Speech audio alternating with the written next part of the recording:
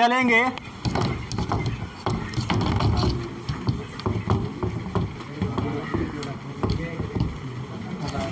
Speed के बाद हम लोग चलेंगे वेग में। इसको क्या बोलते हैं हम लोग? वेलोसिटी। इंडिकेट किससे करते हैं?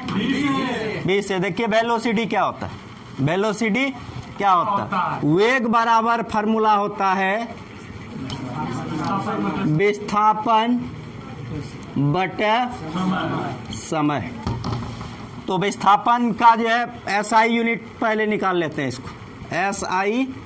अच्छा पहले डिफाइन कर देते हैं वेलोसिटी, ठीक है। तो समय बराबर इसमें भी कितना सेकंड लीजिएगा बताइए? 1 सेकंड। तो वेग बराबर अब क्या हो जाएगा बताइए? विस्थापन आएगा, आ गया। क्योंकि 1 सेकंड आप यहाँ पुट कीजिएगा, 1 सेकंड से जो हम लोग डिवाइड किस में देंगे? विस्थापन में। तो क्या आ जाएगा रिजल्ट हमें? विस्थापन।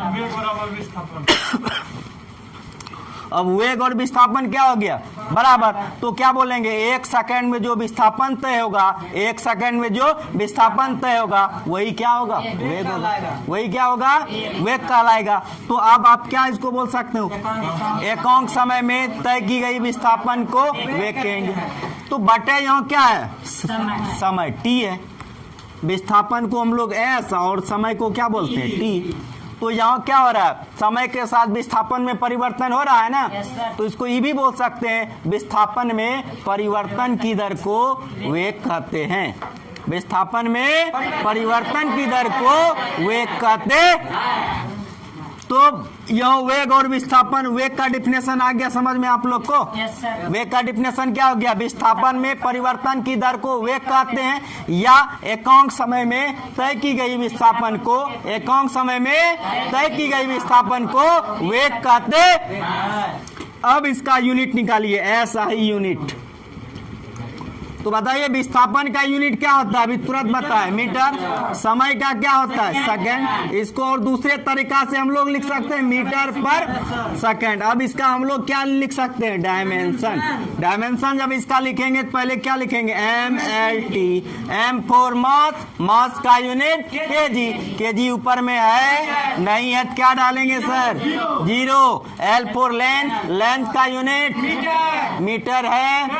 कितना metre? 1। T for time, time का यूनिट सेकंड, सेकंड कितना है? -1। कोई दिक्कत हुआ? अब हम लोग CGS यूनिट निकालते हैं, CGS यूनिट।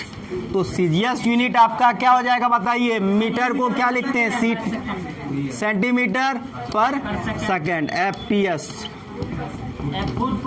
फुट पर सेकंड।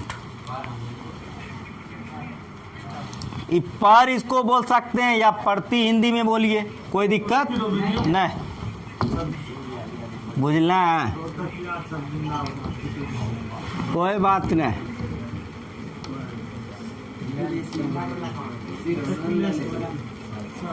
एक्सलेरेशन को किससे इंडिकेट करते हैं? ए से। एक्सलेरेशन को हिंदी में क्या बोलते हैं हम लोग? त्वरण। क्या बोलते हैं? त्वरण। तो जब आप लोग साइकिल पर जो है सवार होते हैं, चलते हैं, जब रोड ब्रेकर आ जाता है तो वहाँ पर आप लोग क्या करते हैं? या खराब रोड आ गया तो क्या करते हैं?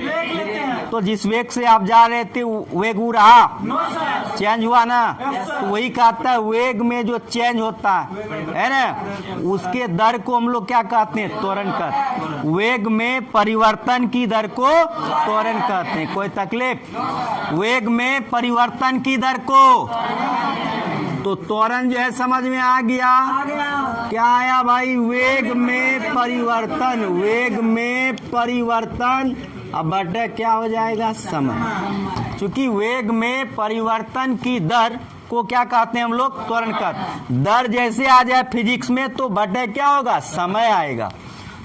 तब आप बताइए, तो वेग में जो है पहले मान लीजिए जो है कोई वस्तु का इनिशियल वेलोसिटी क्या है? u वेग, और फाइनल कहाँ पहुंच गया? तो इसका परिवर्तन क्या होगा? v minus you. यही ना होगा? v माइनस क्या होगा? u। परिवर्तन हो गया। तो यहाँ वेग में परिवर्तन को v माइनस क्या लिखेंगे? u। अब बटे आपका समय का क्या हो जाएगा? t। एक्सलेरेशन को किसे इंडिकेट करते? a से। तो a बराबर क्या हो गया? v minus u by t। T. तो अब बताइए आप यहाँ सपोज कीजिए जो है फाइनल वेलोसिटी मेरा 20 मीटर पर सेकंड है और इनिशियल जो है 10 है। इनिशियल कितना है 10 है, तो घट को कितना बचेगा 10 मीटर पर सेकंड बचेगा। यूनिट तो वही ना, क्या बचेगा मीटर पर सेकंड। तो मीटर पर क्या लिख दिए सेकंड, फिर टाइम का क्या होता है आपका सेकंड। तो ये मीटर पर क्या हो गया सेकंड स्क्वायर, उसको ऊपर ले जाएंगे तो मीटर पर क्या हो जाएगा सेकंड स्क्वायर, है ना। तो अब इसका हम लोग क्या लिखेंगे डायमेंशन, क्या लिखेंगे तो एम एल क्या हो जाएगा मेरा टी। तो एम फॉर मास, मास का यूनिट केजी, केजी है इसमें तो क्या लगाएंगे 0। टी फॉर टाइम, टाइम का यूनिट क्या होता है metre, sorry L for length, L है ना एम के बाद क्या है L, L for length, length का यूनिट मीटर, मीटर कितना है यहाँ 1। टी फॉर टाइम, टाइम का यूनिट सेकंड, सेकंड या -2। सीजीएस यूनिट अभी हम लोग निकालेंगे। सीजीएस एम का क्या हो जाएगा बताइए सेंटीमीटर,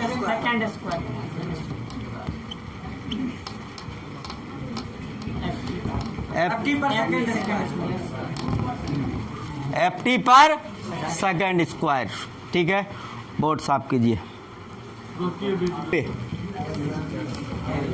क्षेत्रफल है ना, क्षेत्रफल को इंग्लिश में क्या बोलते हैं एरिया। इसको इंडिकेट किससे करेंगे ए से। सपोज कीजिए ये मेरा क्या है आयत, तो इसका क्षेत्रफल ये हो गया, देख लीजिए ये जितना एरिया है सब क्या होगा इसका क्षेत्रफल होगा। ये यहाँ से यहाँ तक क्या आ जाएगा एल आ जाएगा, नो कमेंट्स। और ये मेरा क्या आ जाएगा बताइए बी आ जाएगा, ये क्या हो जाएगा बी। तो इसका एरिया क्या हो जाएगा लेंथ इनटू ब्रेड्थ, लंबाई गुना चौड़ाई। तो लंबाई का यूनिट सर क्या होता है एस आई यूनिट निकाल रहे हैं हम लोग। अब फिर चौड़ाई का भी यूनिट क्या होता है मीटर, तो मीटर गुना मीटर क्या हो जाएगा, तो ऐसा यूनिट मीटर स्क्वायर हो गया। अब हम लोग इसका डायमेंशन लिख रहे हैं, क्या लिख रहे हैं डायमेंशन। तो एम एल क्या हो जाएगा टी, एम फॉर मास, मास का यूनिट क्या होता है केजी, केजी ऊपर में है नहीं है। एल फॉर लेंथ, लेंथ का यूनिट क्या होता है मीटर, मीटर कितना है बताइए 2। T for time, time means क्या होता है टाइम का जो है ऐसा यूनिट क्या होता है सेकंड, सेकंड है नहीं है, क्या हो जाएगा 0। अब इसका सीजीएस यूनिट, सीजीएस यूनिट देखिए मीटर है, मीटर का सीजीएस में सी फॉर सेंटीमीटर, तो सेंटीमीटर स्क्वायर। अब F P S unit, F for foot, foot को शॉर्ट में क्या लिखते हैं एफ पी स्क्वायर है, क्या लगा देंगे स्क्वायर लगा दिए, कोई दिक्कत। अब हम लोग वॉल्यूम निकालेंगे, पीछे क्या हो रहा है वॉल्यूम, वॉल्यूम को हम लोग क्या बोलते हैं आयतन, क्या बोलेंगे आयतन। आयतन को किससे इंडिकेट करते हैं भी से, क्या करते हैं भी से। तो ये देखिए आयतन हो गया आपका, आयतन हम बता रहे हैं।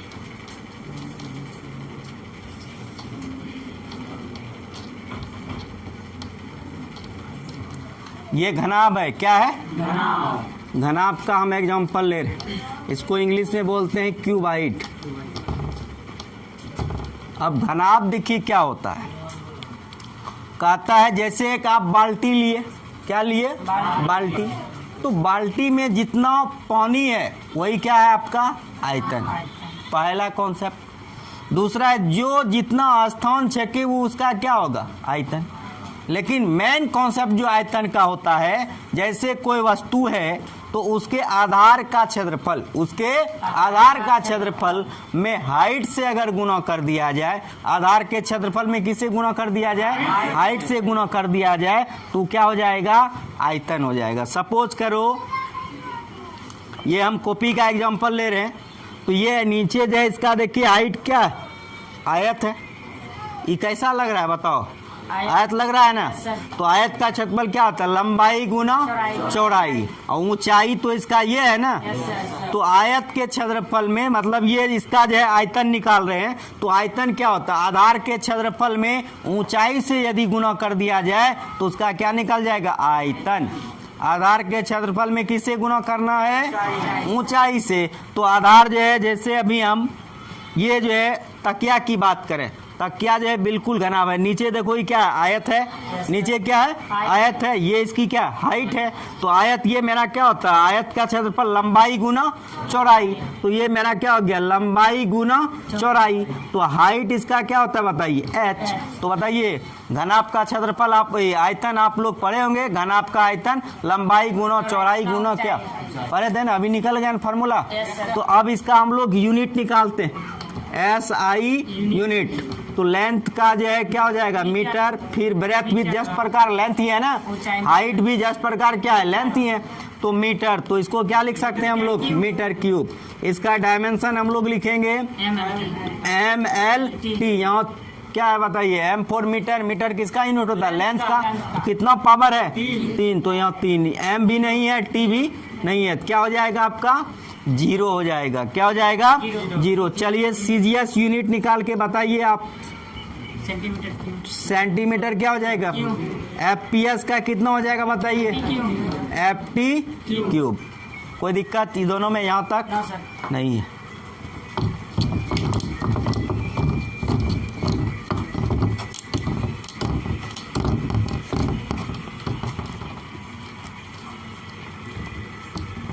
अब हम लोग आ जाते हैं घनत्व पे। किस पे आ जाएंगे हम लोग, इसको क्या बोलते हैं हम लोग, डेंसिटी। D से इंडिकेट करते हैं, या इसको रो से भी इंडिकेट किया जाता है। तो अब यहाँ पर देखिए डेंसिटी बराबर जो घनत्व बराबर होता है द्रव्यमान बटा आयतन। तो जो है देखिए इसका डिफिनेशन, तो ये वो क्या हो गया, द्रव्यमान और आयतन के अनुपात को क्या कहेंगे, घनत्व। लेकिन इसका ये रियल डिफिनेशन नहीं है, रियल डिफिनेशन नहीं है। फिलहाल इतना बात जान लीजिए, द्रव्यमान और आयतन के अनुपात को क्या कहते हैं हम लोग, घनत्व कहते हैं। देखिए SI यूनिट इसका निकाल लेते हैं हम लोग, SI यूनिट। द्रव्यमान का क्या होता है सर, आयतन का भी तुरंत आप निकाले हो, मीटर क्यूब। तो अब ये क्या हो जाएगा बताइए, kg पर मीटर क्यूब। इसका जो हम लोग डायमेंशन निकाल रहे हैं, MLT। M फॉर मास, मास का यूनिट kg है 1। L फॉर लेंथ, लेंथ का यूनिट मीटर है -3। T फॉर टाइम, टाइम का यूनिट सेकंड, सेकंड है नहीं। ये डायमेंशन निकल गया। अब हम लोग CGS निकालते हैं, CGS यूनिट। CGS यूनिट आपका बताइए, kg का क्या हो जाएगा, ग्राम, मीटर का पावर कितना है, -3। अब FPS यूनिट, इसको क्या लिखते हैं हम लोग, पाउंड। पाउंड को शॉर्ट में क्या लिखते हैं, LV। CM का क्या हो जाएगा, फीट। अब माइनस क्या हो जाएगा, Q। या इसको आप ऐसे भी लिख सकते हो, देखो पाउंड फुट पर क्यूब, दोनों सही है। ये शॉर्ट में लिखे और ये क्या लॉन्ग है। अब दूसरा हम बता रहे थे डिफिनेशन जो है घनत्व का, बता रहे थे ना। तो अभी आपने क्या देखा, घनत्व बराबर जो है, घनत्व बराबर एगो फार्मूला भी हम लोग यूनिट निकालने के लिए, डायमेंशन निकालने के लिए। देखो जब हम लोग चलेंगे जो है आगे चैप्टर में, तो टोटल का हम लोग डिटेल क्या करेंगे, देखेंगे ही। टोटल का डिटेल क्या करेंगे हम लोग, देखेंगे ही।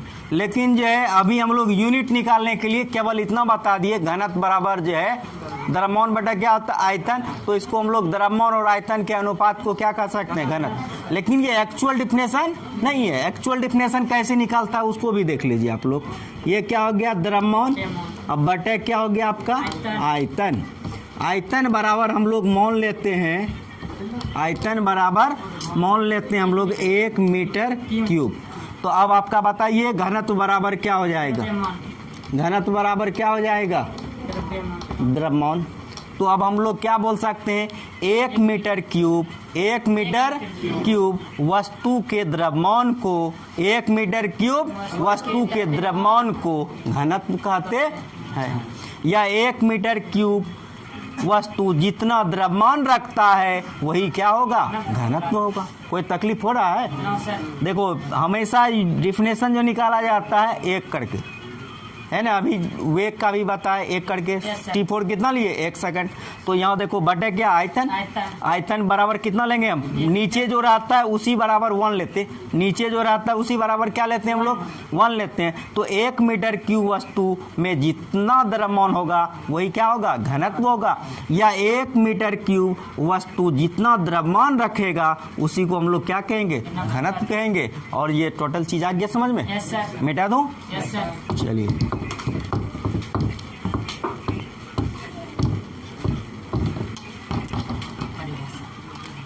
अब हम लोग आते हैं संवेग। किस पे आ जाते हैं, संवेग। इसको इंग्लिश में बोलते हैं मोमेंटम। क्या बोलते हैं इसको, इसको P से इंडिकेट करते हैं। क्या करते हैं, इसका परिभाषा क्या परिभाषा, क्या हुआ, लिखे तो लिखे खाली समझाए थे, बन रहा है उससे क्या दिक्कत। तब संवेग देखो क्या है, सपोज करो यहाँ पर एक क्या है, वस्तु। यहाँ पर एक क्या है, वस्तु। इसका मास जो है मान लेते क्या है, m है, और इसका वेग क्या है आपका v। तो बोलता है संवेग किसी वस्तु के मास और ये वेग, मास और वेग के गुणनफल को क्या कहते हैं, संवेग कहते हैं। तो हम लोग क्या बोल सकते हैं बताइए, संवेग में किसी वस्तु के द्रव्यमान एवं वेग के गुणनफल के संयुक्त प्रभाव को संवेग कहते हैं। ठीक है। तो अभी आपने क्या देखा कि ये अभी आपको क्या बताया, वस्तु है मेरा ये, और इसका मास क्या है बताइए, m, वेलोसिटी क्या है v। तो कहता है मास और वेलोसिटी का जब गुणनफल करेंगे तो उसका जो इफेक्ट होगा, दोनों मिलके जो क्या होगा, इफेक्ट होगा, उस इफेक्ट को हम लोग क्या कहेंगे, संवेग कहेंगे। एक बार फिर से समझा दें। ये आपका क्या हो गया, मास हो गया, और ये क्या मेरा वेलोसिटी, ये दोनों का क्या हो जाएगा, गुणनफल।